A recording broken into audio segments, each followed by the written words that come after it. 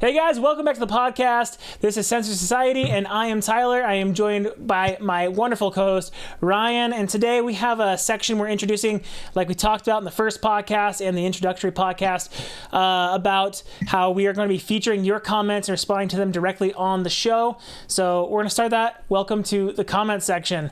And the first podcast that we're doing this on, we already got a little bit of controversy. Ryan wants to address this comment in particular because he has some discrepancies with it. So let's jump right into it, I guess, Ryan. But first, Censored Society is expanding. We are currently on TikTok. Please find us at Censored Society. A lot of these comments are going to come directly from the TikTok that's been made.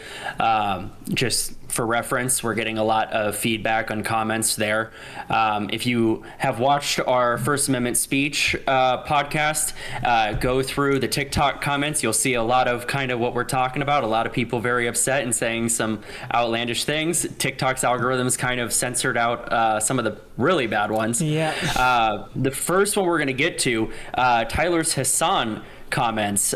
We have two people who've really commented on that, one of which have asked for receipts, and the controversy of another comment. What? A couple people have asked for receipts. Yeah. And then there's one comment that I have a little issue with. We're going to throw it up on the screen now. Internet is crazy. Got a whole group of people rallying against 5 seconds out of context clips. We're done for. And Tyler's position is that this is regarding Hassan and us taking it out of context. And I'm perceiving this as possibly the amount of comments we're receiving in retaliation for this clip. And this is a defense for us potentially saying that of all these comments, a lot of people are really blowing up our opinions in a light that maybe we did not even really present. And my argument is specifically this position this person is taking in this comment is the exact public position that Hassan takes when people use the receipts that I have gone and gathered on my own to show you guys. And I should clarify, this is in response to me talking about Hassan openly endorsing and tacitly endorsing terrorist organizations, bringing them on to interview and glazing them. Anyway, that's what that's directly in reference to, and Hassan has used this exact same quote several times when people bring to light those problems in regards to his terrorist rhetoric. So I personally believe this is not directed towards us in defense. So anyone who's watching these clips, if you want to leave comments going forward, and I know you're not going to listen to this long enough for you to know what I'm about to ask you, when you make a comment, put some more context to it. One, so we know what you're talking about, because I think this might just be in defense. Tyler says otherwise. But also, I know there's another comment in there where a lady, I'm actually assuming it's a lady at this point, so I shouldn't do that. Someone commented that our podcast sounds kind of like high school information, to which, in my opinion, I want to be a little snarky and say, good, so even high schoolers understand that this is common sense. But at the same time, you probably should have. But ideally, if you have criticism, if you have information that backs your claim up, provide it. Because if you're not providing information, which what we're doing kind of right now, you're not saying anything, you're not helping anybody, you're just continuously driving the point of we're not going to get along because we're each looking at two different ends of the same subject book. So, and the other part that I kind of have an issue with some of those comments too, like jumping down our throat about, especially because it's like the Hassan clip and then the Asmongold clip where I talk about Asmongold have gotten a lot of attention. And it's specifically the Hassan clip that is like getting most of the negative attention. But what I am particularly frustrated with is we're just having a conversation and we're just talking back and forth, and they're jumping in the comments like pissed off that we didn't have like the videos playing in the background, bang, bang, bang, as our receipts in the clip from our podcast. but that's what this is for. It gives us more content to farm. So I'm not going to hold you guys up too much longer on this. I just kind of want to get to it now. So we got receipts here. Like Ryan said, these are all from our TikTok. Follow us there at Censored Society. When did all this happen? My political rivals should be jailed. And then that internet's crazy thing. So I'm going to start off here. And the context, I went and clipped all of these, and I found some of these, and I went and looked for the full context, just so I could kind of like come in here as educated as I possibly could. The first clip I'm going to play here is a pretty famous clip of Hassan. Actually, before I jump into this, I also want to say we're not going to make a habit of addressing extremists, because extremists are gone. They're going to obfuscate and hide the truth. And this is just to be highlighted as an example to the people that are disillusioned with the left and the generation who's coming into their political voice. I feel like you guys can still be rescued, and the extremists, we're not going to change their minds by showing these, because they're going to say things like it's out of context.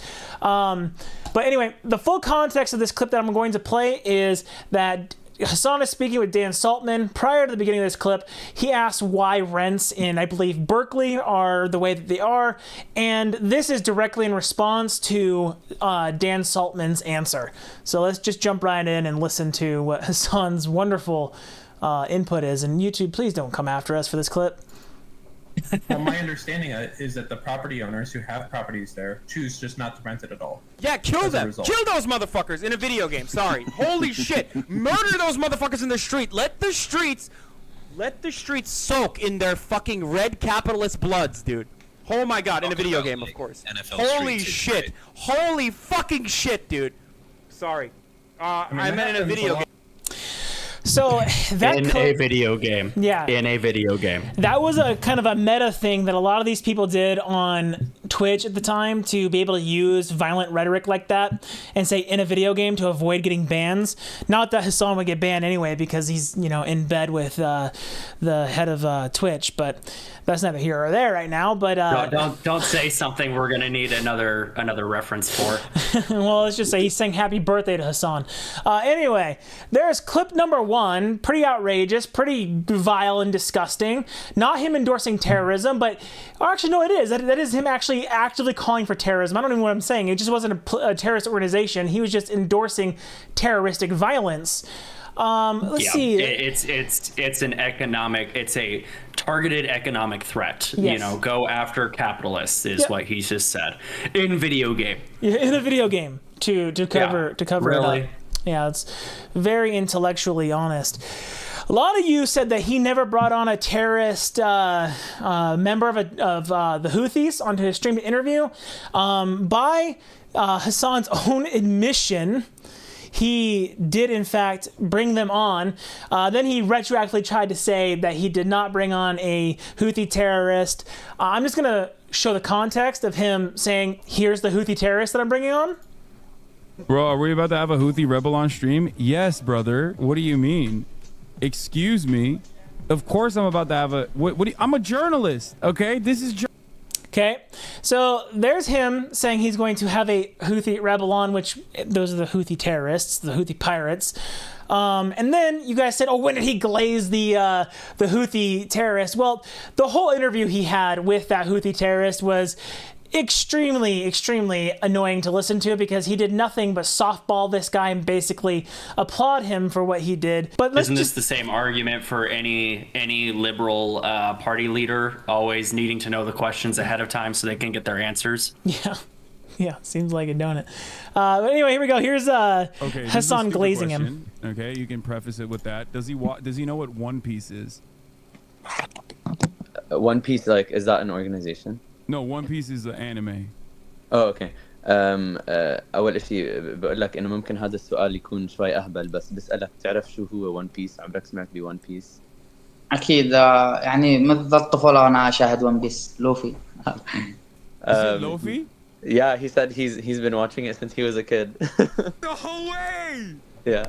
That's sick. Yes, that's fire. That's so fire. Oh my god. Dude, we think the Houthis, Ansar Allah, is doing what Luffy would do. You should tell him that. بقول لك حسن انه Yeah, that's real critical interview the big there. thing, if you're having an interview with someone who, regardless of any kind of military force, I don't care if it's IDF or if it's Hamas, if it's ISIS, I don't care. What kind of journalist is asking questions like that? Yes. Don't humanitize our military. Any military force exists for one reason, that is safety and protection. You don't need to humanize it. We know what they're there for. Even if it's for our peace, they're still death machines. Why are you asking stupid questions like that? I totally agree with that. I'm glad you brought that up, the humanizing part of it, because that's exactly what he's doing.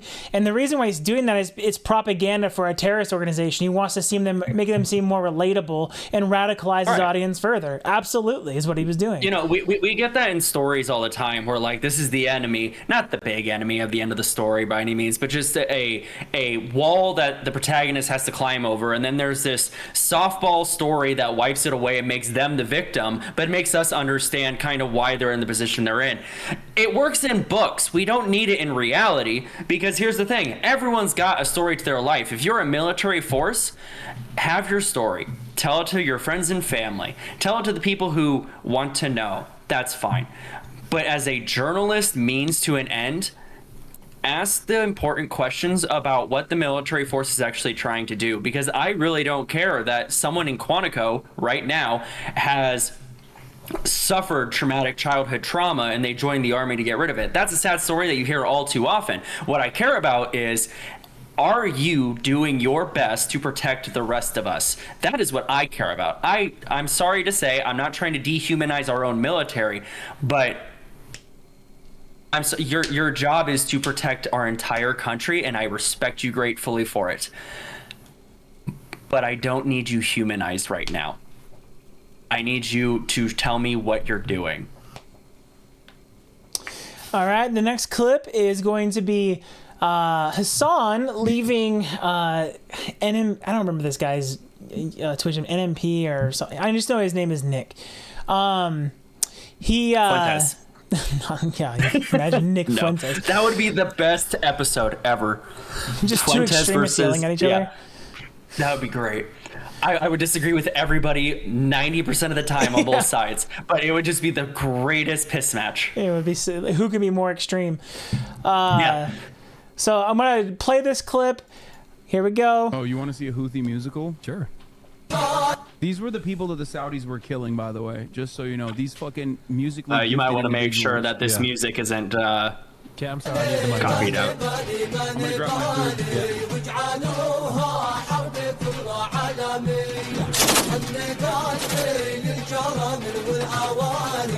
Brother gets up and leaves.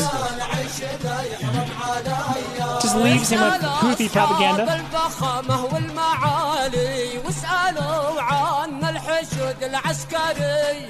يوم سيطرنا على الخوضه بآلي ما نبالي بالهضر والمدفعية ما نبالي وجعلوها حرب كبرى عالمية حمي قلبي من جرم والأوالي والله إن عيشنا يحرم عليا. This is a 3-minute video of. What do you mean a music video? When you said music video, I'm expecting like bad example, Chris Brown dancing. You know. No. They do They do musicals. They're very musical people. Are you being serious? Dog, what do you look? You think I made this? This isn't music. I know they're singing, but I'm seeing just guns and shit. This isn't a music video, Hassan. And after that clip ends here, I actually cut a little bit after this off, but it doesn't get any better. He actually starts talking about how wonderful it is that the Houthis go and make a point to step on the American flag and the Israeli flag, step across back and forth. Like it's like it doesn't get any better. Like the full context does not get any better. It honestly gets worse. I just didn't want to continue on with it. But there he is. Go ahead. The mid 2000s, I don't know if you really remember, a lot of our military ads when we were trying to recruit for the invasion of Iraq and Afghanistan.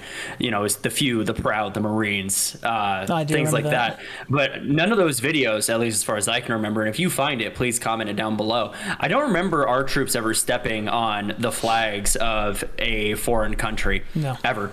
It was usually just flying our flag, very patriotic, you know. So for us, patriotism is we are America, we are strong. And this video, from what you said you cut off, was we are Hamas down to America. It's a very targeted approach, and a little disgusting, really, because they're calling for World War in that video. They're calling for the part you clipped off, you know, ending American, basically everything that we live off of. I have the full clip. I could just pull that up real quick if you want me to. Does he have a reaction to them stepping on the flag? Because if he's giving a like positive reaction to them stepping on the flag, by all means play it, because that just shows a great point. I'm not sure if he. I didn't see that in this video. But he says, I don't know. He says, I don't know if they did in this video, but in most of their videos, they make a point to step on the American flag and the Israeli flag. I know they're singing, but I'm seeing just guns and shoot. This isn't a music video, Hassan. No, it is. They do musicals about like their fucking like their actions all the time, and they love walking over. They love walking over like the American flag and the Israeli flag side by side. They will always like march on it. I'm surprised they haven't done it yet. But the next one I want to play, I mean, is if the flag part is just the worst part of that. You can already see the point that I'm making in that video. So, but I will put the full context in there at the end that I'm talking about. The next one is him openly endorsing Hezbollah, which many of you guys said that he didn't endorse any of these terrorist organizations. He straight up played uncritically propaganda from the Houthis, brought a Houthi on his stream and glazed him over in this ridiculous interview. And then here he is with NMP or Nick or whatever again. And it's not NMP. I can't remember the guy's name. But his name is Nick. His actual name is Nick. And here he is endorsing Hezbollah. Allah. Who's that? He's the leader of Hezbollah, the general secretary of Hezbollah. What's Hezbollah? Hezbollah is that small guy? Hezbollah is it's the same name. Okay. Hezbollah is a paramilitary organization that is also a part of the Lebanese parliament. Do we like them or no? I think as a resistance group, they're pretty successful against Israel. But everybody hates them. Like everybody in the region, a lot of people don't like them. Like I like what you like. I don't have an issue with them. Let's just say. And there it is. They're Shia. I am Sunni technically. Not that this sectarian distinction matters in this situation, but I'm gonna be honest with Sam. But they are a terrorist organization. Like they're designated. They are designated by the American state as a terrorist organization. I do not like them then. That is a tacit, kind of open, coded endorsement of Hezbollah. I don't really have a problem with them. Blah, blah, blah. That's exactly what that is. Yeah, I mean, if you don't like a terrorist organization, you're gonna say no. I don't like them at all. Yeah. I don't like ISIS. I don't like Hamas. I don't like Hezbollah. I can say that very openly without any regrets. You know, personally, while everyone's talking, I don't like most world militaries except for our own because, well, I live here. So I will just openly admit, I don't care about most militants outside of ours because ours are here. And that's kind of a nationalist point of view. It's not me trying to be rude to every other country. It's not my concern. Take care of your own country. My concern is who's here. It gets worse, Ryan. It gets worse. Here's the last clip I have. Worse. It always gets worse. Nothing ever gets better with these people. No, it doesn't. But let's go to the last clip I have. I did this one just to hammer home the fact that he's endorsing Hezbollah here. There we go. Let's talk about our favorite flags. Oh, like overall, what my favorite flag? Yeah. Hezbollah. Look it up. Oh. I'm not even kidding. It's actually a dope flag. I don't know flags. It's this is a. You know what? I'm gonna be brave. Come on. My favorite flag. It's got an AK on it and a fucking hand holding it up. Wow. Son. Or. I'm glad they pulled it up. Behind the paywall. It's fine. I'm glad they pulled it up, but That shit's ridiculous. Yeah, Like, that's a straight up endorsement, man. That's what that is. His favorite flag is he says it with a half smile on it because he knows how controversial it is what he's saying. But that's 2 times now where he has said that about Hezbollah. That is Tyler. tacit endorsement at minimum. Tyler, What's up? what's your favorite flag? American flag. There you go. I for a country, I will say the American flag's definitely pretty good. Yeah. If we're not talking American, the Jolly Roger.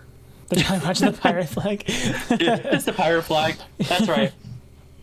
Ironically, So, the One Piece between those flag two. is pretty cool.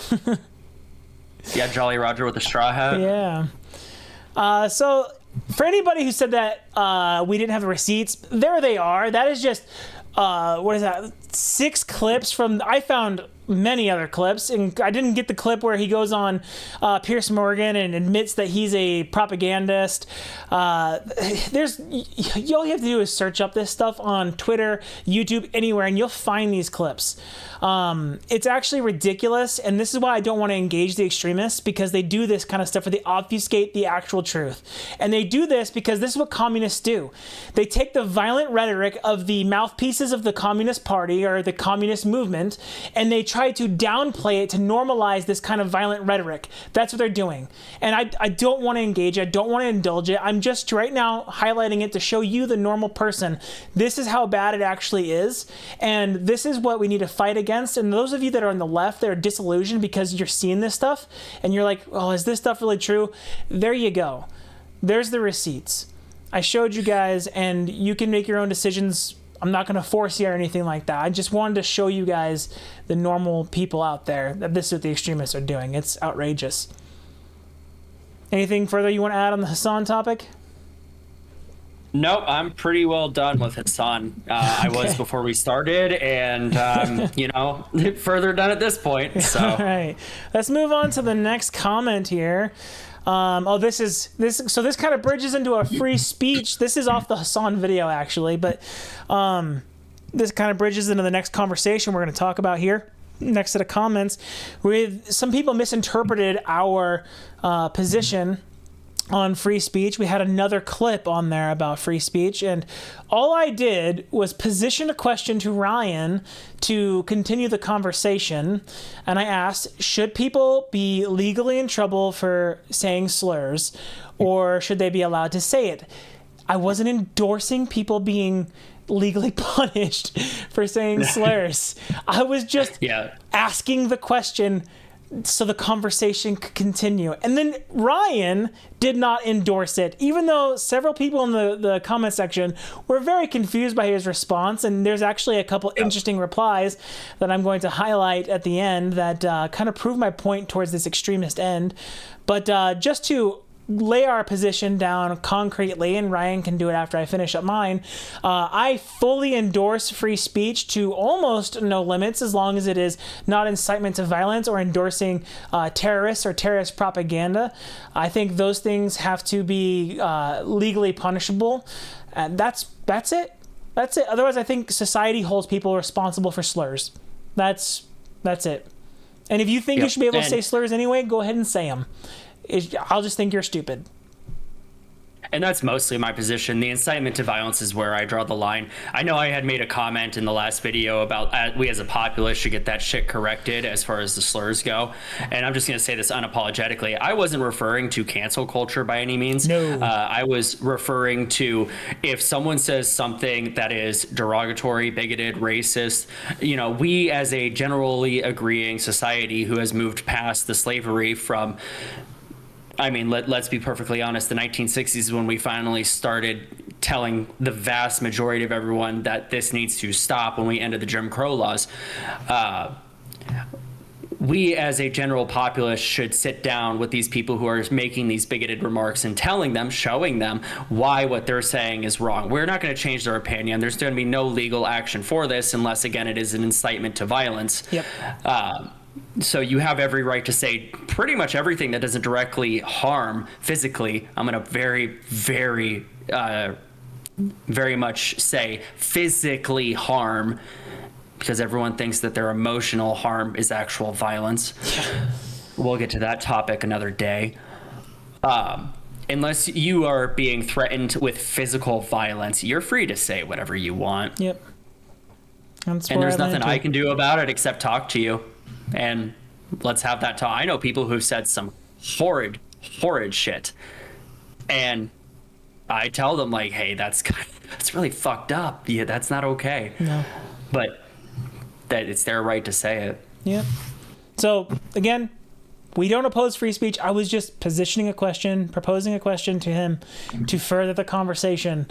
Get out of my comments calling me a censorship narc, this or NSA endorsing weirdo. Like, I'm not a part of any of that at all. I don't like. The comments are outrageous, brother. All right. So we got, surely you feel this same rage towards ICE when they detain American citizens, right? So this comment to me was bizarre because this is on the Hassan video where I'm talking about him endorsing terrorist organizations, but the video that it's from is actually me talking about the ICE killing, the assassin who went and shot up the ICE facility in Texas. In video games. in video games. But I'm trying to think of where to begin with this because this is such a stupid question. Well, here's the thing. There's a whole clip from Charlie, and I think I don't remember where he was. It was either somewhere in England or when he was at one of our schools. I can't remember. But he had brought up the question to them: what American citizen? Can you name the American citizen that was deported? And they kept bringing up these names of people who were like, no, expired visa. No, not in the country legally. No, this person was supposed to leave and they didn't. We had a comment down there about the superintendent for Des Moines Public Schools. And we even looked into that together, and his work visa had ended. He was supposed to be deported last year in 2024, and only this year they finally were able to get it. So, still not an American citizen by any means. His work visa had expired. But I think the Charlie Kirk video, if you can find it and show it, or if anyone looks it up, it hasn't been American citizens at this point. It's probably been, some people who get detained momentarily to show documentation, but otherwise, like... Well, and so the reason why I was so frustrated with this comment is there is a massive difference between being detained by ICE, being deported by ICE, and someone opening fire on people doing their job and killing them. That's what this video is about. So should I feel the same rage about an American citizen being detained as I do about somebody going and committing a terrorist act and killing them? No, I shouldn't. And I do not feel the same rage as an American being detained by ICE as I do by you going out and committing a terrorist act and killing them. What are we even talking about here? This is this extremist rhetoric that there's what do I even say to you? That's common sense. Someone died, someone got killed, and I'm upset about it.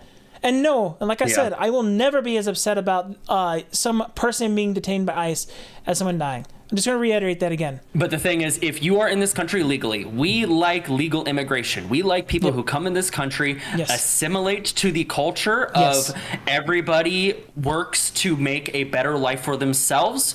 The small bits of their culture that they bring in, such as the food and family, we love that. Bring it in. But it's the Sharia law, the things that go completely against American values that we're just like, hey, these people are coming across and bringing this en masse, and it is causing a culture shock that we had talked about in our previous episode that is unhealthy, unsustainable. And I know there's going to be a lot of people who are going to talk about potentially other European countries, and I love that argument because it's false. Other European countries that have mass migration are currently uprising at the same time. There's a huge issue in France. There's a huge issue in Britain with immigration. They are tired of it. They don't want it either. You mean illegal immigration, right? When you say you start talking about Sharia law, it's the illegal immigrants that are coming in and not assimilating that you were specifically referencing? Correct. Okay. Yes. Because here's the thing. Legal immigrants, when they come in, they're heavily documented. We know where they are for a long time. And if they're doing things that we don't agree with, like... the government itself is going to know, and chances are you could very well end up with any kind of visa revoked for not upholding, at least the safety values of the moral and safety values of our country. That's a good way to get your visa revoked early. So if you come into our country, do it legally. Yep, that's I know I'm probably talking to like 2 people who are not in this country who are thinking about coming to America at this point, and to the 2 of you, do it legally. Yep. I'm just gonna say, again, I just want to reiterate his point that we support legal immigration. What we are railing against is illegal immigration for a lot of the reasons that he just described, because of the lack of assimilation. When it's a large group, mass illegal immigration, it causes culture shock and conflict within the country. We can't have that. We need steady, tracked, legal immigration, where the people have an opportunity to join the communities they are actually take part in the communities that they are joining, and assimilate to the culture. That's very important. And to anyone who's saying, "Oh, we're tracking these poor foreigners who have come into our country, even legally," when you're born, you get what? Social Security card, birth certificate, Social Security. When your parents buy a house, what do? They file a mortgage, which is through the bank, and the bank needs to know where it is, how much it is, all of that. So we're all being tracked at any given time. We just want to make sure that legal foreign citizens are entering this country, and they have the exact rights we do. They technically, I don't think, get to vote for, depending on the state, 5 to 10 years. I'm not sure at all. I don't know about that part. We'll have to look further into that.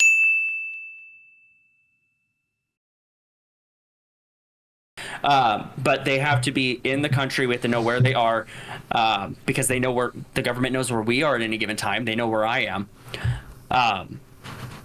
But they have every opportunity. The reason they came to America is to work for a better life, not just for them, because here's something a lot of people don't understand, because we've gotten rid of this idea of producing the next generation. Most people didn't come to this country for their benefit. They came to this country for their children's benefit. Yep.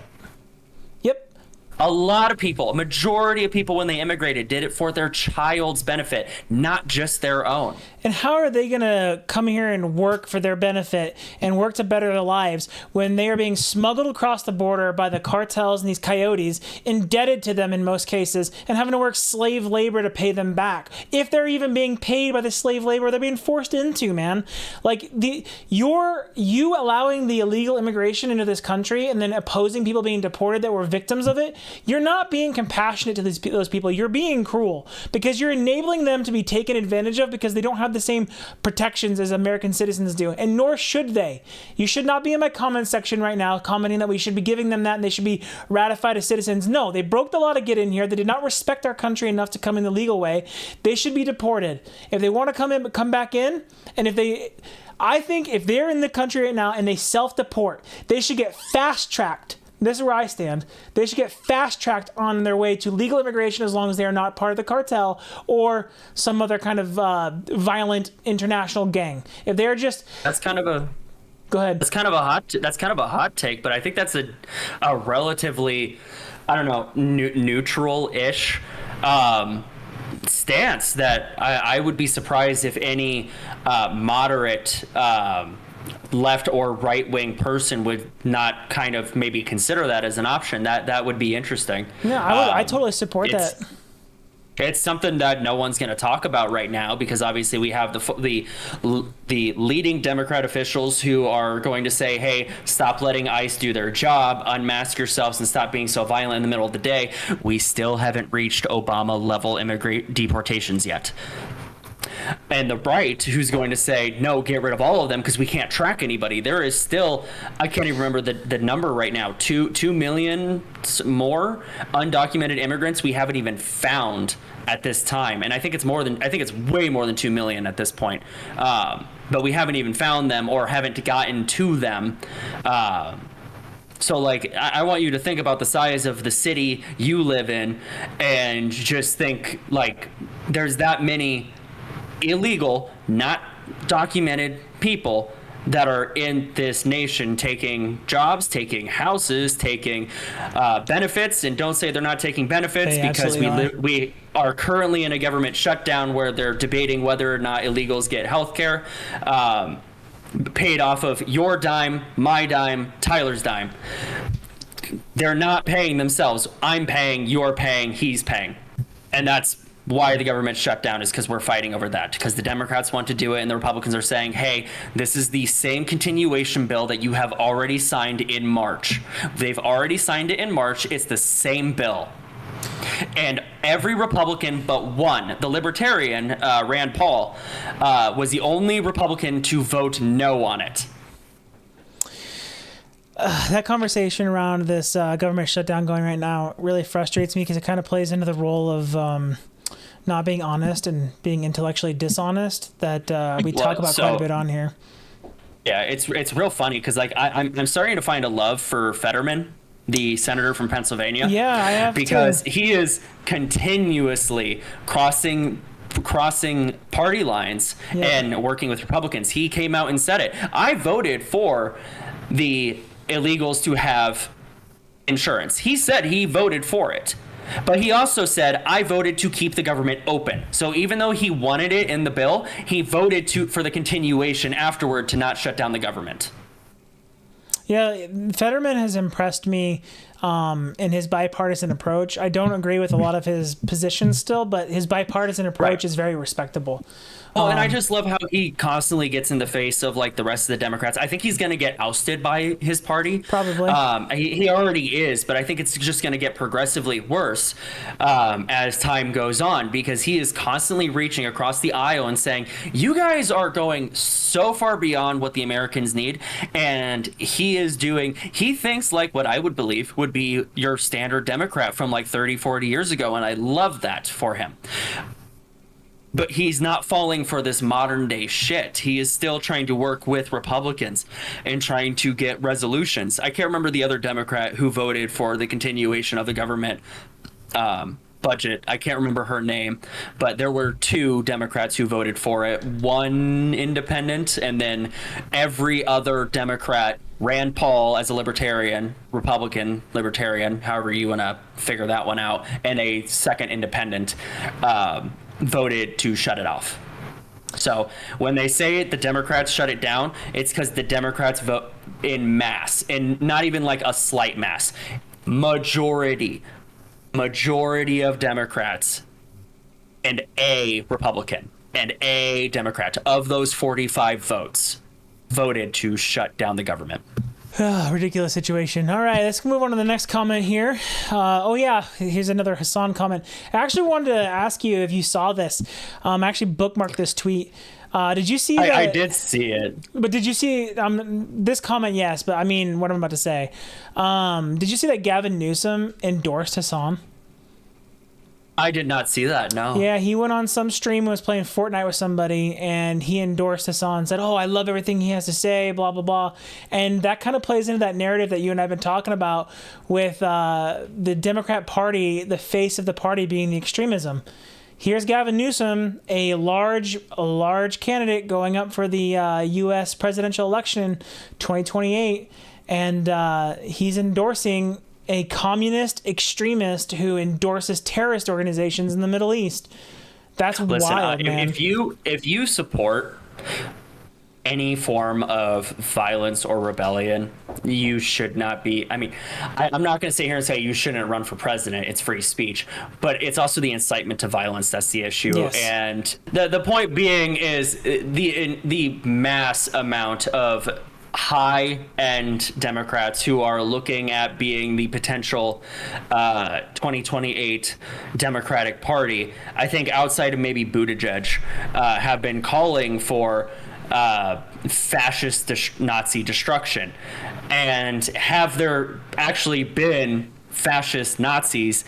I may support them in their rhetoric a little bit more, but as someone who's on the right side of the party, I can tell you the fascism and dictatorial messaging is coming from them, not us. But this comment, it says, the party of free speech, guys. I'm no Hassan fan, but if he was a grand wizard of the KKK who openly supports ISIS, First Amendment lets you do that. You're not a free speech guy if you don't allow speech you don't agree with. First of all, the First Amendment does not allow you to endorse and support terrorist organizations. It does not. There's parts of our speech. It kind of does. How does it allow you? Because unfortunately, like you saw this with Vietnam, we had so many people supporting Vietnam during that war, a outright communist regime with Ho Chi Minh. Like, we know too much about communism now. I don't know why anyone supports it, but unfortunately they do. You have the right to support, but you really need to think about what you're supporting, because everyone who's currently supporting Hamas, hold on. How can we say that incitement of violence is against the First Amendment, but then endorsing organizations, advertising their propaganda, which leads to people to be incited to violence, is okay in the First Amendment? Because we also supported Al-Qaeda through bin Laden when we, didn't take care of him in the first Desert Storm, or Hassan Hussein. So unfortunately, yes, you have the right to sit here and say that you believe in a terrorist organization. Ideally, as long as it doesn't, go against America. But Hamas does directly go against America, so you really need to be careful about that. It's a catch-22, because you can sit here and say I fully support. Oh, what's a good one? Just M16. It is illegal in the United States and the UK. No. It is illegal in the United States and in the UK to support terrorist organizations. You want to pull that one up? Let's see. Is it legal to support terrorist organizations? Verbally. Verbally. Oh, whoops.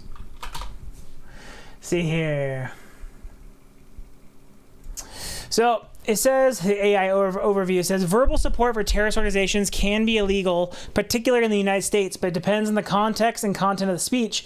U.S. law distinguishes between protected independent speech and speech that constitutes material support to a designated foreign terrorist organization. That's exactly what he's doing. Right. So there's the receipt for that. So you can, but you also can't, depending on the connotation behind it. Basically, if the terrorist organization is not, designated as a terrorist organization, as a foreign terrorist organization. Okay, so if the terrorist organization is not listed as a terrorist organization, you can support them. Got it. Love that. Protected speech, independent, praising or expressing general support for a designated FTO is typically protected by the First Amendment, as long as the speech is not directed at or coordinated with the group, which it's totally directed at. He interviewed the Houthi terrorist and glazed him over. Yeah, like, it totally is. Yeah, he's totally violating the law. What he's doing is illegal. I stand on what I said, that the dude should be banned and criminally investigated for his support for terrorist organizations. 1,000%. And it's not a speech I don't agree with, that I have a problem with. I don't agree with this fucking guy's comment. I left it on the page. I let him say his stupid shit right there. Yep. I mean, even the ones that got filtered, but they're there, but nobody can see them, most of those are horrifically bad too. Like, some of them are just like curse words that got them filtered out. But a lot of it is anti-Semitic, so like just straight up. Yeah, there was definitely quite a few people who wanted to make comments about the fact that my family's Jewish. Yeah. I'm used to it. I don't care. Personally, you say whatever the hell you want. I don't care if you say anything at my expense. Moving on to the next comment. Do you support banning people who support the U.S. military or Israel too? So I know where I think this is another one of those anti-Semitic things. Yeah, this is I know what the argument I'm going to make about this, but is there any argument that you want to make against this comment? I want to hear yours first, because personally, no, I'm not banning anyone in the U.S. military or Israel unless, like, unless you do something dishonorable in military service. I don't care. your job is to defend your country when you're in the military, between Israel or between the U.S. military. Some people are going to sit there and say, well, Gaza and the West Bank are part of Israel. There's a long history in Israel to all of that, who the Palestinian people were when they were taken over by the Ottomans a long time ago. The Ottomans kicking out the Israelis at that time, forcing them into northern Central Europe. And then after World War II, I can't remember the exact thing that put them there with Britain, but putting them into Israel, where the Ottoman Empire had fallen at World War I, not World War II. It was after World War I the Ottomans fell. Putting the Israels back into Israel, and then the Palestinians who were still there not being supportive of the Israeli Jews, and then the annexation from Jordan and Egypt on Gaza and West Bank, respectively, to each direction. And then the Israelis retaking that land afterward. There's just been fight after fight after fight in Israel for West Bank and Gaza. There's some horrendous claims about what's going on in Gaza. I'm personally of the belief that everything we keep bringing into Gaza to support them is being taken by Hamas and not reaching its people. And that's why you're getting these horrific propaganda stories from Hamas telling you that their people are starving. So my argument against this is I'm gonna approach it from two different spots here. What this person is trying to do is they're trying to say that basically from everyone's perspective of certain military organizations is different. The people in the Middle East, a lot of them may look at the United States military as terrorists, and same with the IDF, Israel. I understand what he's trying to say there, but my response to this is, first of all, I live in America. And the U.S. military is fighting for my belief systems and defending the things that I believe in right now. I understand that has not always been the case. The military has done things I don't support. For example, I really don't support all the regime change wars and things that the United States engaged in the in the early to mid 2000s. I thought we were too heavy-handed and involved. And I know that we armed a bunch of our own enemies, like ISIS, for example. I don't support any of that. I support the United States military supporting Israel right now. I support Israel. This is the other part of my conversation I'm getting into right now. I support Israel. And here's the thing. Here's the crazy thing. The United States military in America isn't a terrorist organization. Neither is the IDF. So why would I support the banning of someone who supports the United States military or Israel when they aren't terrorist organizations in my country? Anyway, moving on. I think Palestine can't even make that argument. The Palestinians are telling Hamas to knock it off. Yeah. So there's your distinction between terrorism and military. Yes. Palestine is telling Hamas to stop. My condemnation of the conflict in Israel and Palestine is not against the Palestinian people. I have total sympathy towards you. You're being ruled over by a terroristic regime in Hamas. What's happening is horrible. The Palestinians that are losing their lives, I am so sorry. That's horrific. But here's what's going on. This is where I'll just hammer out my position on the Israel conflict real quick. My position on the Israel conflict is, why is it that when you talk to these extremists, these people on the left, it's always the person who is defending themselves that is portrayed as the bad guy? Israel gets attacked on October 7th, and here we are acting like they are wrong for retaliating. It's not Israel's fault that Hamas is holding Palestinians hostage, using them as body shields. It's not Israel's fault that Hamas is putting artillery on top of hospitals. That's not their fault, but they have to defend themselves. There's a terrorist organization making active attacks and threats against them. I think it's horrific those Palestinians are dying, but it's an unfortunate consequence of the conflict that's happening there. And personally, if this is me, first of all, I think a two-state solution is the way to go forward. I think it's the safest and best way to go forward. I don't think it'll ever be accepted because from the river to the sea, it seeks the death and eradication of Jews, and that's exactly what Hamas advocates for, even though they think they just changed their motto to obfuscate it, but it doesn't matter. That's what they are after. So I don't know if a two-state solution will ever be possible. If I was Israel, what I would do, even though there would be a risk of these Palestinians being immigrated into Israel, I would support the mass immigration of these Palestinians into Israel to save them from being held hostage by Hamas, even though I know it would open them up to terrorist threats because Hamas could sneak in with the immigrants. I understand that. I do. But the only way you're going to stop Hamas from doing what they're doing is if they lose their leverage. And the people that they're holding hostage are their leverage. That's just the unfortunate fact of the matter, and I think that's the most compassionate way forward because I don't think a two-state solution will ever work unless there is some way to, as a world, condemn and control Hamas and get them out of there. But as you see, we're so divided in this world about what's going on down there that we can't even come to that solution because unfortunately, there's so much anti-Semitism against Jews in the world that so many of you want them to just be killed, and you won't support a two-state solution anyway. So they're like, I don't know how to solve the problem. All I know is that's what I think should happen. In video games. In video games, yeah, like the song. Do you watch Jordan Peterson ever? I know he's been off everything for a while. I guess he's going through some health issues right now. I just sent you a video. I think I sent it to you before. It's with Mossab Hassan Youssef, the son of Hamas's leader. And this guy does not like Hamas. It goes so far as he doesn't like Palestinians, and he is one. If you haven't seen it, episode 443 of the Jordan B. Peterson show. It's a great video to watch, but he is thoroughly against his own father's people, and he'll give you a deep dive into what it's actually like with this group and how they treat their own people, as well as the people who were taken October 7th. Yeah, those I have so much sympathy for those Palestinian people. They are stuck in such a horrible position with those terrorists taking advantage of them, killing them, torturing them, and then you have the Israelis having to kill them basically because they're being used as human shields. It's horrific, man. I have total sympathy for it. I really do, and I don't like that in video games.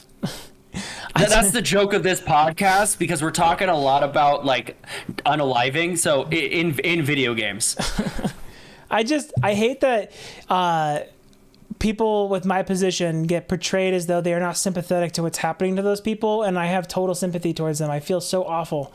But what are we supposed to do? We can't just let terrorists kill Jews because they hate them. They can't.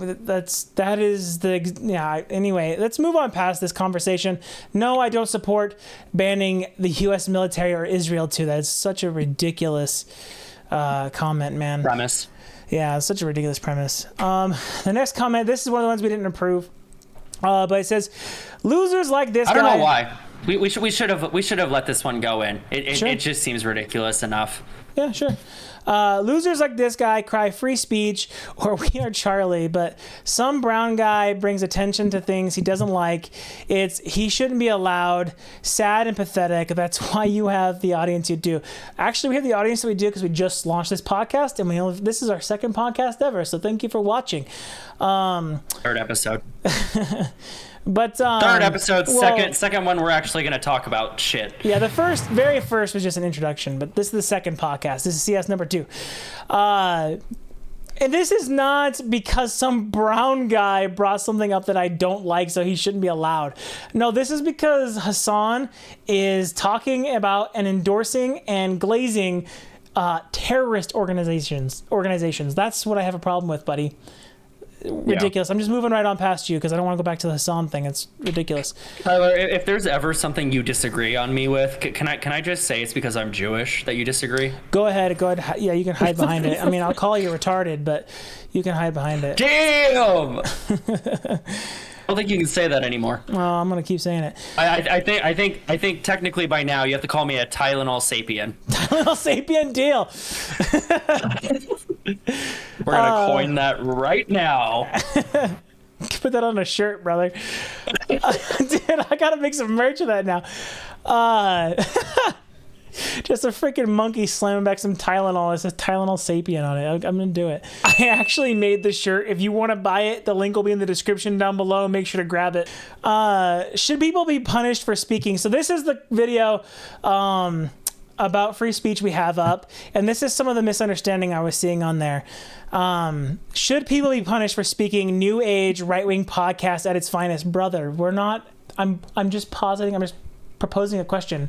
I don't believe that. That's how you keep conversations going. You ask questions. We're doing it for your benefit, not for my benefit. I asked him so you could hear his position. Anyway, moving on. Oh wow. So here we go. Here's some of the anti-Semitic stuff that we got. This was in response to Ryan saying that he had some family members that are Jewish, and that this is on the free speech video, and that those people, his family members, experienced some anti-Semitism being keyed into their vehicle. And this is exactly what we were talking about, the Hamas-Israeli thing. There's so much anti-Semitism in this world that how are you supposed to ever find middle ground with this? And this is why I don't want to engage with the extremists, because who says things like this? How do you reach this guy, Ryan? What do we do?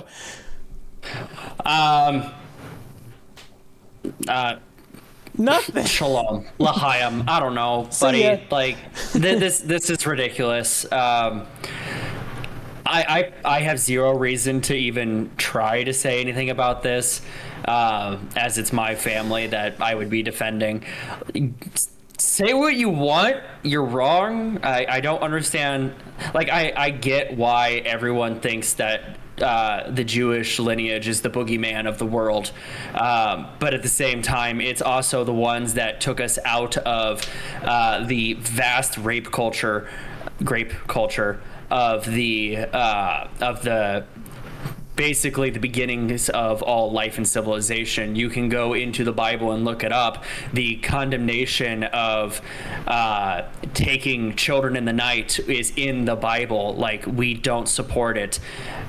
You go to Saddam in the Bible, and it says if you were a woman of any age and you were alone without your husband, you were taken, and the Bible condemns it.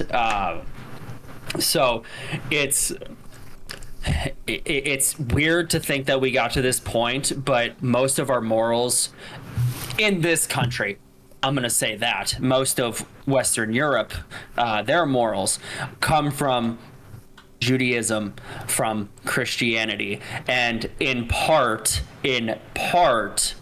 Islam, not greatly in Islam, because we're trying not to do Shahira laws, but outside of the Quran, they do also read the Torah, or they're supposed to, because it's 3 books in Islamic belief. All right, moving on. Now we got another one we didn't approve. I didn't approve this one because this one is just one of these. This is so stupid, dude.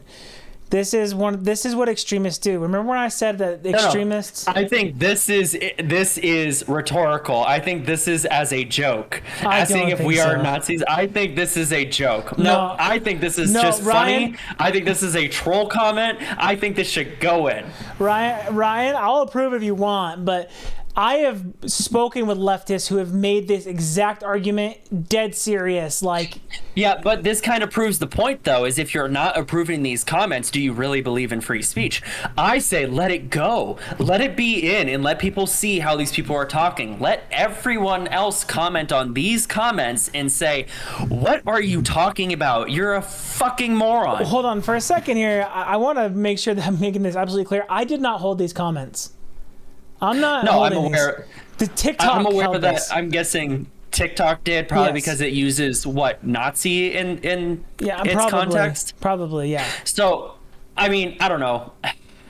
If they remove the video, I guess there's nothing we can do about it. I say let it in, let it go. I think it would be great. Because it just kind of proves the point of either he's being facetious. I can't say the word right now. Thank you.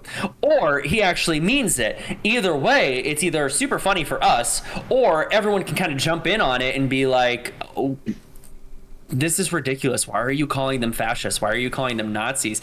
We're talking about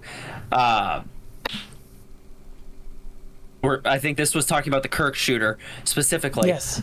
With the engravings on his bullets, "Hey, Yes. fascist catch," and saying that this is leftist ideology because we're seeing it with their political figureheads saying the right wing is fascist and we need to fight against them. So I think that's where this comment is coming from.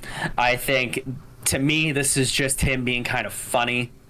Are only left-leaning people against fascism? Obviously not. The right wing is also against fascism. This is or- the or argument against- of the Antifa crowd, though. This is what they say. This is how they try to downplay the violent rhetoric of the communists in our country and make it seem like it's normal language and their opponents are the actual Nazis and fascists. This is a dead serious comment. This is I mean, not all the being better funny. to leave it in, though, and tell them, like, no, of course we're against fascism. I just don't think they understand what fascism is, because another one of those communist playbook moves is to change what the word means. Yes. Because if you can divide the country on language, you've already won half the battle. Ryan. And Ryan, no, I mean, think about this. Ryan, I identify as anti-fascist. That means that I must be anti-fascist. So just because I call podcast myself, is over. Gotta go. that's the only solution, Ryan. If I say I'm anti-fascist and I belong to an organization that calls themselves anti-fascist, how could I possibly be fascist? That's what they're saying. See, here's the thing, though. And I think I've had this conversation with you on the very first episode. There's two problems with this comment, and I think people need to really look into it. I'll find a guy later, and we can talk about it more. But fascism and Nazism, while close, are not the same. And that's a weird thing to say, but it's completely true. Totalitarianism is fascism, and Hitler was not entirely totalitarian. He was mostly totalitarian. Gosh, I'm saying that way too much, and it's going to twist my tongue in a knot. I am against fascism. I am against Nazism. I am against communism, socialism, dictatorship. I am for democracy, and specifically democratic republic. Constitutional is republic. What I'm for. Huh? I'm for the constitutional republic that we are. We're a constitutional republic, but it's a democratic republic in its own right. Sure. We have a blended mix of both. We're a constitutionally representative democratic republic. Right. So that's what I'm for. I don't know why we get into this debate over if we on the right are fascist or Nazis, because most of us adhere to democratically electing representatives to make laws for us. I think more of us should be paying attention to what those elected representatives are doing, calling them. You can call your representatives and telling them when you don't support something they've done. And that's, again, protected by free speech. I can call my representatives right now and say, hey, you need to open up the government again. I think at the point we're talking, they've reopened it, haven't they? The government? I have no idea. I haven't tracked anything. I didn't look at the votes last time. But at the same time, my representative where I live did vote to keep it open anyway. So, like, my representative is representing me. Keep the government open. Why are we closing at all? Oh, it's because they want something that I don't want to pay for. Cool. Thanks. You represented me. If you didn't, I wouldn't vote for you next election season. All right, so before we move on, I just want to say that this is the kind of rhetoric that I don't want to engage with, because I want to change minds. I want to have conversations with you. I want you to change my mind. This kind of stuff doesn't further that end in any direction. So I don't know Provide how... us context. Give us something to talk about. This isn't really anything really to talk about. No. This is a very simple, are you a Nazi? The answer, no. Yeah. Are only left-leaning people against fascism? Again, No. Do you think he's left because he appears to be against fascism? Again, the answer, no. I don't know if you pulled any of the receipts for the Kirk shooter regarding his family. saying he's leftist. I know some people were making comments about his friends saying he was a moderate. Yeah, I didn't even want to indulge all of that because that is the conspiracy theorist stuff that I just can't engage with that, because then you get into the people, like, not only is the left saying that he's a centrist, he's actually a Republican, he dressed up as Donald Trump, all this stuff. We had all those comments about, he's a groyper, he likes Nick Fuentes. We had all those comments in there, and like, we're not debating on like certain other issues. Not Montana. Who was the Mormon church shooting at? That was in Michigan. That was Michigan, the other M. We're not even debating that guy was Republican. He had a deep-seated hatred for Mormonism. Yeah. So, like, this was long-standing, well ahead of time. So that's why we're making this distinction between the Kirk shooter, who was politically motivated with his rhetoric inscribed on the bullets, what his family had said, and as well as just kind of, I don't want to say a general lifestyle choice, but all aspects of what had gone on with that shooting points to this being politically motivated, as him being in some sense radicalized by left ideologies, versus this person in Michigan who we're fully well with admitting he's Republican. I don't think there's anyone who's going to say otherwise. I know several podcasters who very openly admitted right away, like, we don't know anything about this when it was happening, and then when it came out that he was Republican, they're just like, okay, so why? Okay, he's got mental illness, he doesn't like the Mormons, and he has had a history of not liking this group of people. I did do a deep dive into a bunch of the stuff about the Charlie Kirk shooting. I even did a deep dive into the statistics around left-wing violence, right-wing violence. I went and read a bunch of the studies. I looked at their methodology, and I can give just a brief summary of it. There's the CSIS one that I see quoted a lot. It's actually commented even in our video. That one cites itself as a source, and it also does not reveal its methodology of how it found its numbers. And it also... So I looked into that, actually. If you go onto the CSIS page, what you find is a lot of what they do is acts of violence, gathering of weapons. I believe the company itself is based out of Canada, if I saw it correctly. I thought it was a DC firm. I was seeing something with Canada, but what I was seeing was a lot of their intel gathered. A lot of it is like based off of, we see this as a potential escalation. So just like stocking up on weapons can be considered an escalation. And it's like, well, you're talking to the people who want guns, which is what we're talking about later after we get done with these comments today. You're talking about the party who wants guns to be accessible. Of course, we're going to stock up on guns. It's what we want. So if you're going to tell me that every time Republicans feel like they need to stock up on guns and say they need to defend themselves, it's counted as a terrorist, like as a political escalation. They also, the CSIS, I can't remember the name of the other study, but I also looked into the ADL one. But the CSIS and the other one, not the ADL one, they only counted the extremism violence as resulting in death. And it was like... So I believe that was the one that a lot of people were talking about. I think the CSIS one also, where they never included anything after the George Floyd incident. All those riots were not included. None of them were. And then when they did include it, they included it as one event rather than multiple events. And like I said, if it was property damage, if it was assaults, any of that stuff, it was never counted as left-wing extremism. The other thing that with the ADL one, I think, forgive me if I'm incorrect on this, you guys can fact check me in the comment section, but in the ADL one, they were counting instances of right-wing violence where, as though it was right-wing motivated political violence, where it was just the instance of like personal disagreements, which I think this was the ADL one. Where they even acknowledged that it was just personal disagreements leading to a death.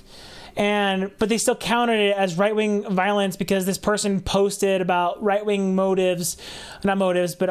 right-wing positions a couple of times on like social media and had general right-wing positions. That was a very common theme. The ADL was the only one that revealed the cases that it cited to come up with their numbers. But like I said, the right-wing violence ones were things like that, and then they were not acknowledging the George Floyd riots at all. And if they did, they counted all of the riots, all of the Chaz Chop stuff, all of the deaths, everything as one instance rather than thousands of instances, which it should count as. Absolutely. Hey, did you see who's back in the college campus ring? No, I didn't. Steven Crowder has come out of retirement, and he's got a video he showed on his latest videos of I watched those. Change my mind. I watched him too, yeah. Of a shooting of a person shooting a Republican and screaming, "I got the Trump supporter! I got the Trump supporter!" After shooting him in a video game. Yeah, I think I cited that in one of my videos actually, the one about the ice shooting. That did not get counted towards left-wing violence. Which is even though he blatantly said, "I got the Trump supporter." Or not right-wing, sorry, left-wing violence. It didn't get counted. But no, that's what I'm saying though. Yeah. So I'm personally excited that Steven Crowder is coming back. I know he retired because of a lot of what we were talking about with the threatening messages and actions that have been taken upon him. Yes. He's coming back with a whole lot of support and security now. Yeah. Bulletproof glass and everything. So I'm excited to see what Crowder is going to be doing. I'm excited to see what we're going to be getting out of the rights podcasters lately. Yeah. Yeah, me too. Like I was a little bit frustrated with the Change My Mind episodes that he released though, because he only spoke with I think 6 people, and I think that he needs to figure out that format to where he can talk to more people. Get more people. I think there is that because you'll think about Charlie Kirk, you know, he'd give like 10 minutes to each person, but he wanted to really get in. I know I talked to another person who hates watching Steven Crowder because his formatting of videos is more like a prove you wrong than it is a healthy debate like Kirk. And we've said it since day one.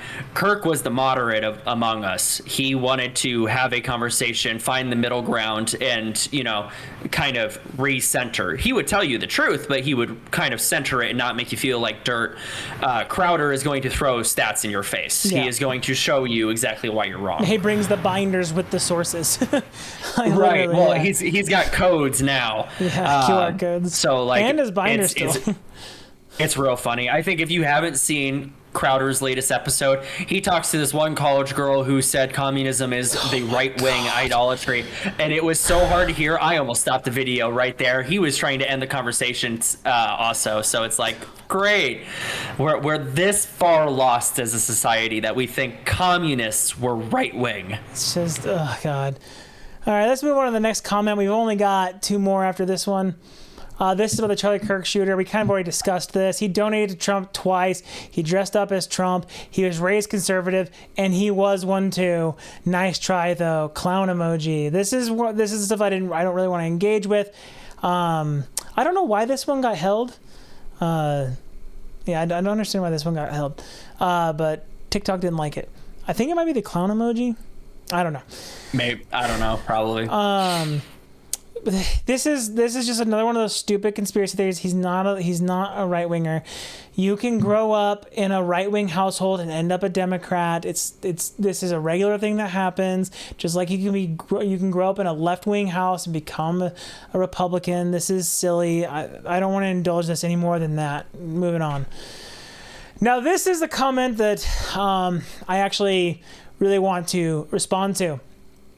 This person is commenting on a video where I was talking about, well, actually, Ryan here talks about how the center is being being abandoned by the left because they just keep descending into madness. And then I talk about how, like, around 2014, 2015, these people that I was friends with, our disagreements that were minimal suddenly became, like, massive focal points that ended friendships. And he says, what exactly do you think is politically minimal? I'm just curious because a lot of people say that on the right, and then it's supporting racism, xenophobia, and homophobia. I'm not saying you are, but I'm confused on what you're referring to as minimal. So I just want to start off my little conversation with you, B. Vance, by saying that kind of language that you used right there is immediately alienating and part of the problem that we're experiencing in the society, because you've demonized the person you're speaking to already. And just people on the right already. Right-leaning people are not going to want to talk to you because of this. You've already said that they support these things. I don't know about that. I think I would like to talk to this person. I kind of want to see what they think is supporting racism, xenophobia, and homophobia, because unfortunately we're to a point, and this is like what we were talking about, where the smallest things that could be taken out of context. I gotta stop you right now, Ryan. No, you are not the normal right-leaning person. I'm talking about the average Joe right-leaning person who does not want to talk about politics. They're silent. They keep to themselves. When you start throwing these things out, what I'm saying is, I don't care if I'm not the right-leaning person that's average. What I'm saying is, I want to know what he thinks is supporting racism, supporting xenophobia, supporting homophobia. I want to know what he thinks it is, because if I sit here and tell you my opinions on hypothetical trans rights, he would probably say I'm being homophobic. I don't know his opinions, but thank you. Actually, the proper term would be transphobic. He might think that I'm being transphobic for my ideals. But in reality, what I'm worried about is an individual's mental health, because I feel like there is a larger concern with mental health in not just trans people, but gay people, with people who are dealing with just multiple left-wing, I hate to say it, multiple left-wing tendencies. There's a huge mental health issue that seem to predominantly stick themselves on the left as compared to on the right. I'm not going to say the right doesn't have mental health issues also. We all have mental health issues on both sides. But a lot of these idolatries or beliefs seem to have some ties or more often connections with mental health issues. So I want to know what he thinks is racism, what he thinks is xenophobia, and what he thinks is homophobia. So that way we can maybe kind of see where he's coming from, because he may be one of those individuals, kind of like your friends, where he used to not think this way, but he's been coerced to think that maybe some of your minimally different opinions are now super shifting. So I think I have the answer to that. I was trying to pull up the TikTok and then music started playing off of it. Apologize. I heard that. I'm trying to go to, because I think we have the answer to that question. He responded and his comment got held. I saw it right before we went live. He responded to somebody else. So I just want to go and look at it real quick and see if I can answer that question for you. While I'm doing that, you can go ahead and continue talking. I do have my own thing that I want to talk about around this guy's comment, though, because he is addressing me directly. So go ahead. Sure. Talking, making noises, flashing hands, quotes, point of view, perspective, all right, evidence. I got his comment. Let's see what he says here. His comment got held, and he says, did you even read the comment? I'm not assuming anything. What I'm talking about is my experience with conservatives. When they say politically minimal, they mean shit that is messed up on a personal level. The problem is everyone assumes you just agree with everything that someone believes in, which isn't true. But you have to realize voting for someone like Trump, that people may think you are racist, xenophobic, etc., because the person you voted for has shown time and time again that he is all of those things. I'm emphasizing this because he's emphasizing it. He says it on caps. Mm-hmm. But again, that's your burden to prove that you're not, just like how it's mine to prove I don't believe in transgender surgery for children when I vote for Dems. So that's actually a pretty based thing on the end there, he says. I don't actually think so. I think that's in response to the Spaniard 777 who replied to his comment. Yes. So in response to the message you have currently on the screen, what you're doing right now, and this is the argument I think you were giving, what you're doing right now is what conservatives are talking about with lines like that. It doesn't matter what I say next. You now assume I'm racist, homophobic, and xenophobic because I've declared I'm right-wing. None of those things are true. My opinions on how to solve certain problems and what constitutes a problem are just different than yours. But that's all the justification leftists need to assassinate my character. So there's actually something I want to address with that. This B. Vance guy says that it is on you, if you are a right winger, to prove that you are not racist, xenophobic, or homophobic. I don't think that's the case. There's no burden on you to prove that. You should not assume because someone's political ideology that they are those things. I don't assume that every Democrat that I meet is some crazy communist. I don't immediately assume that until they say those things. You know, when we started recording this, I had made a comment regarding the miscommunication on what you and I believed as first wing protected and what we should do. And I said this is by no means an apologetic response. If you are right leaning at all, don't apologize for anything you say, even if it's wrong. Be willing to learn, but never apologize. There's no reason to apologize for your beliefs.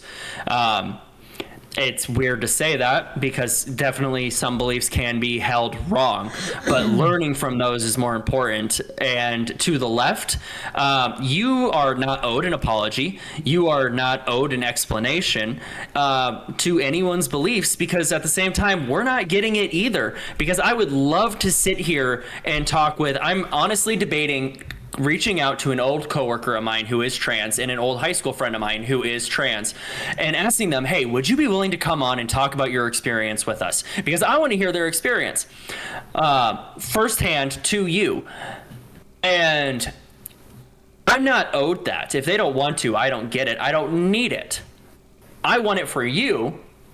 I don't want to grill them. I don't want to break them down. I want to get their opinions. I want to ask them a few questions that I believe need answered and get their take on it. But I'm not owed any of that. I'm not owed, I'm not owed an apology from you because you think abortion's right or that you think Medicaid should be completely funded for every U.S. citizen. I am owed no apology for any of that. That's your beliefs. I owe you zero apology for thinking abortion's wrong and that you need to go work, bust your ass, and figure out how to take care of yourself and stop relying on the government. I don't owe an apology for that. You don't owe me an apology for that. So I'm going to address, because he's asking what my political minimal differences were at that time with my friends. Thank you. Yes. I'm going to address that because he asked. I want to engage you in good faith because the end of your comment there, even though you're saying some things I really disagree with, saying that the burden is on right-wing people and left-wing people to show that they aren't the assumptions of what their parties are. First of all, I want to say I am not right-wing. I have shown several times my political spectrum test thing. I am solidly left-wing. I'm like a social libertarian. I'm definitely not right wing, but I'm going to go through your comment here and try my best to engage you in good faith and kind of tell you what happened. And I'm going to just the spots you brought up here, where you say then it's supporting racism. The things that I'm actually going to address your xenophobia and racism thing in one category here. The things that I was accused of being xenophobic for or racist for were saying that I support legal immigration, that I oppose illegal immigration, that I support deporting illegals, not making them citizens because they broke the law to get in. I was called racist and xenophobic for that. Those used to be minimal disagreements that me and my friends could just talk about, and it would be like a laugh off and we'd be like back to playing our game or whatever. And about 2014, 2015, it turned into them thinking that I was some kind of racist bigot who didn't like immigrants. I actually love having immigrants in this country. I think they enrich us.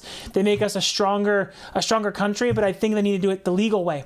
I think that is a politically minimal thing to disagree on.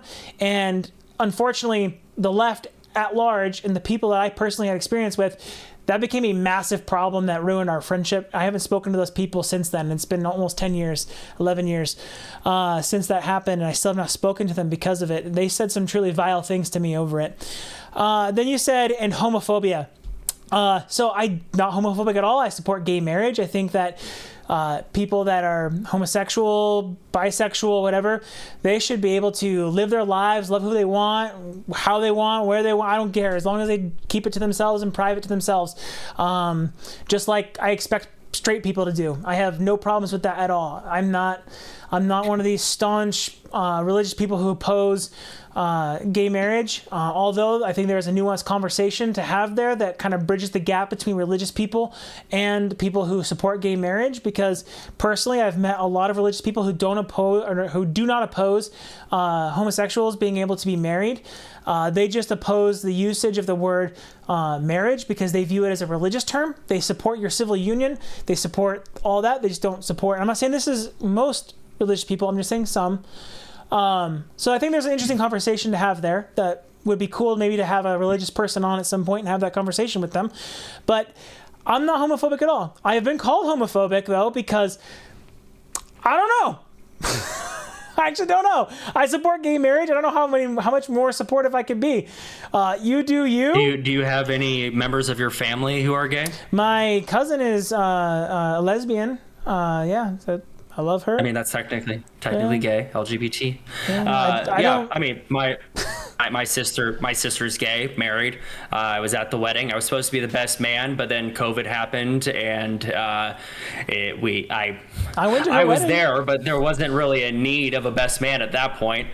Yeah, I mean, I don't know how you can really call me homophobic when like my favorite people in the world are my sister and sister-in-law.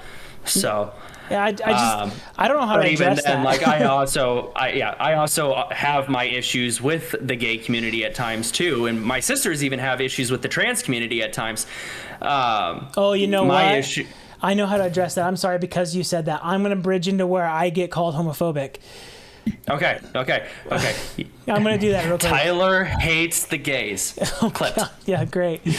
I've been called homophobic because I don't like the over-sexualized pride marches.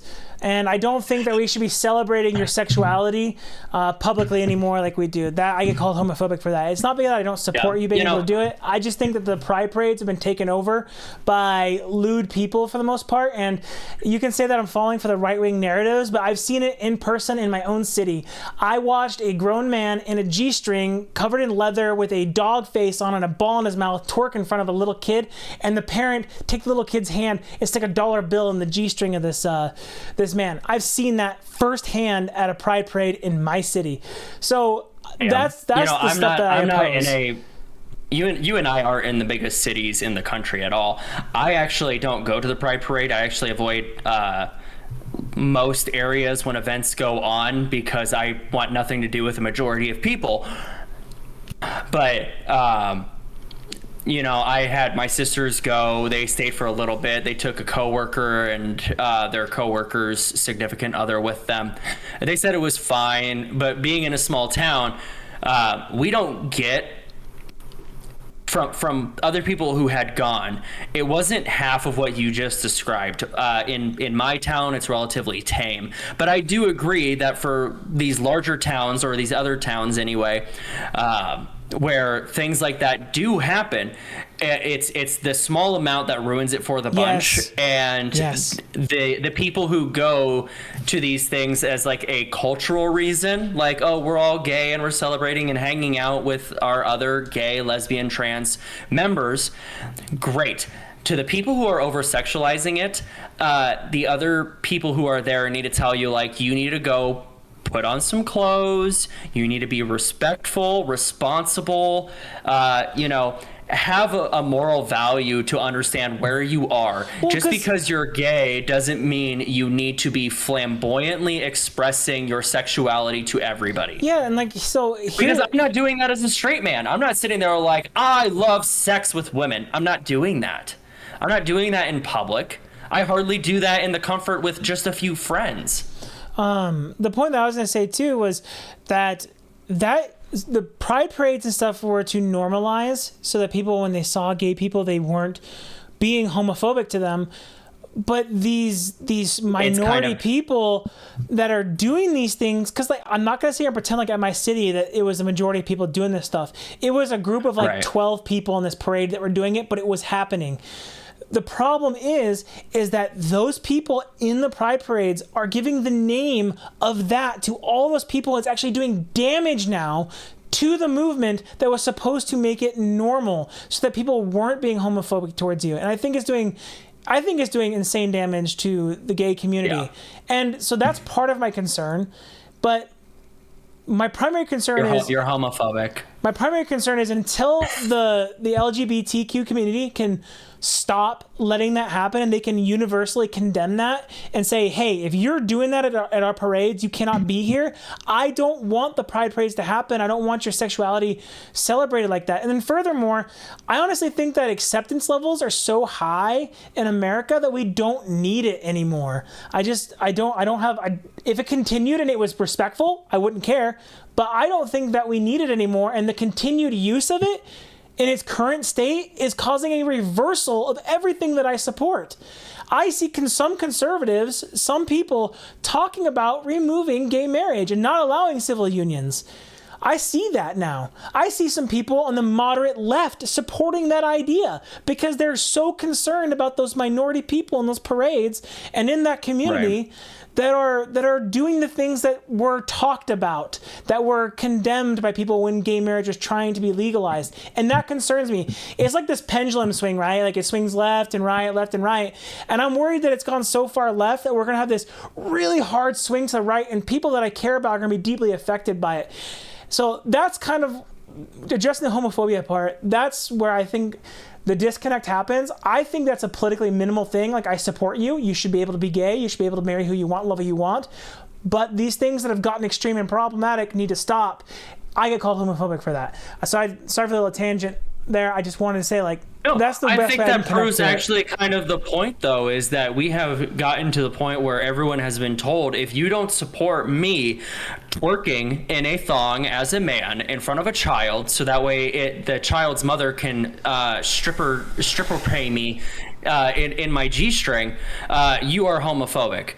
That is absolutely ridiculous. Who in their right mind thinks that that's going to be homophobic? You are in front of a child, or you're in public. Indecent exposure should apply, even if you are in a sanctioned parade. It's not homophobia, it's abiding laws. I can't run through the streets in my underwear, and my underwear is a lot less revealing than a G-string most days. Bro. Full sack. Just a brown paper bag I got from the grocery store. That's all. It was horrible, brother. Like, I was like, I could not fucking believe it. I was like, dude. Yeah. So, but that's just it. There are laws against indecent exposure, and they need to be followed regardless of the event. If you are out there looking like Chuckles the Clown, if anyone's seen Metalocalypse back when that was on, not Chuckles the Clown, that's something else. What Dr. Roxo? Thank you. If you're out there looking like Dr. Roxo in a leotard, it's from a different group. You keep talking. I gotta Google Chuckles the Clown. What the fuck is that? Go for it. I can actually tell you about it later, but so if you're out there in a onesie, skin tight, thrusting your hips in the general direction of random people who are out, I think you're getting dangerously close to indecent exposure. And if you are in even less to a G-string, you are definitely crossing that. Googling didn't help me. Okay, I will send you videos later of it. I don't think you're gonna really like it, but you might enjoy some of the snippets I send you. Okay, I'm kind of concerned based on the images I saw. It's got nothing to do with the conversation we're on. It was a... No, I saw some images of, like, demon clowns and stuff, so, like, that looked creepy as hell.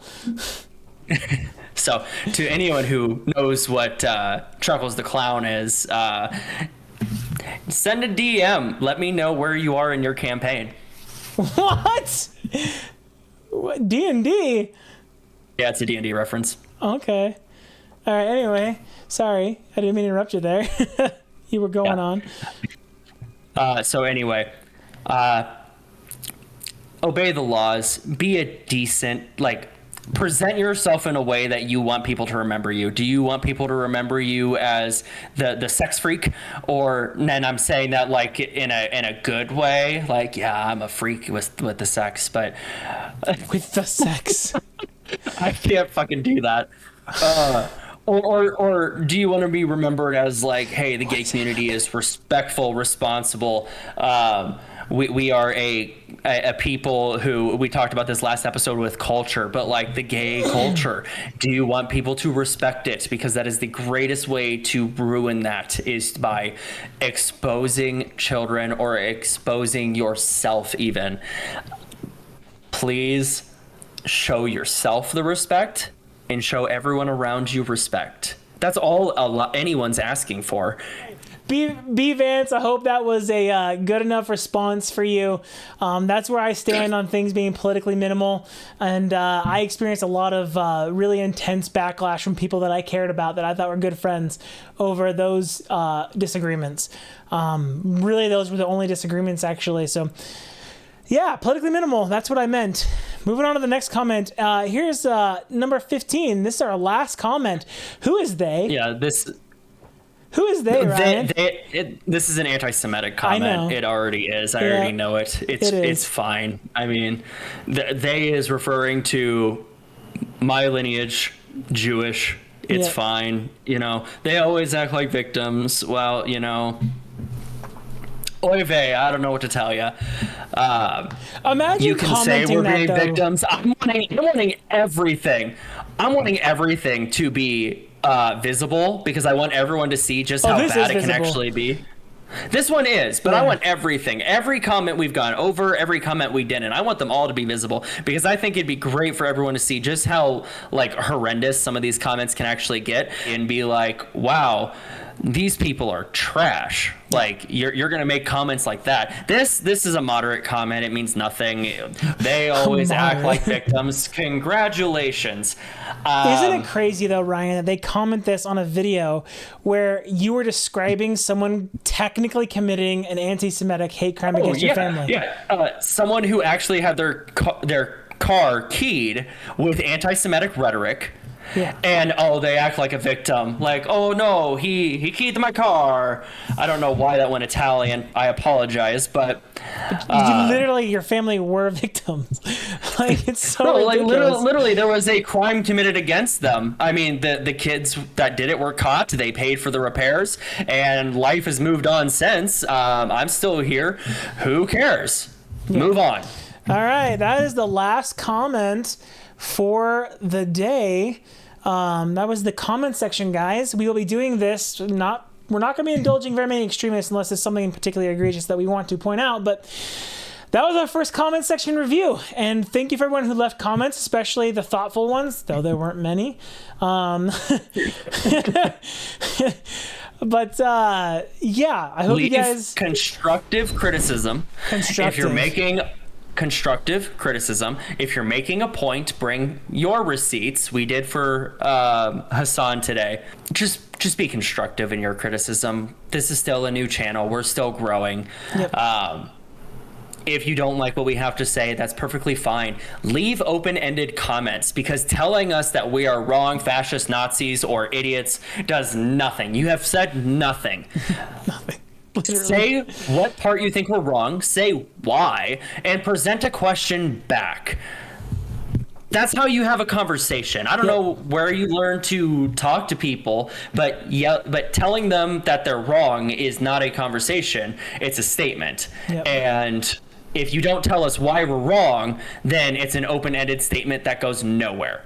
Yep. So have a point, direct it, and have a conversation. Don't act like we are your enemies. Don't act like we are your enemies.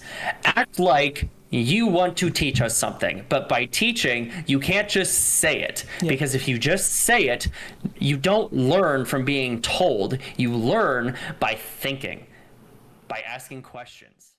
Hey guys, we actually did not shoot an outro to this section because it was never supposed to be its own video. It was supposed to be part of the main podcast, but we actually ended up going so long responding to the comments that, it kind of became its own thing. So we're going to upload this as the first video of the week, and then the full podcast will be out tomorrow. So I just want to let you guys kind of know what's going on there. We had a total blast doing this. Thank you so much for everybody for the feedback, even the not so great stuff. It was nice to have some things to read and talk about and think about.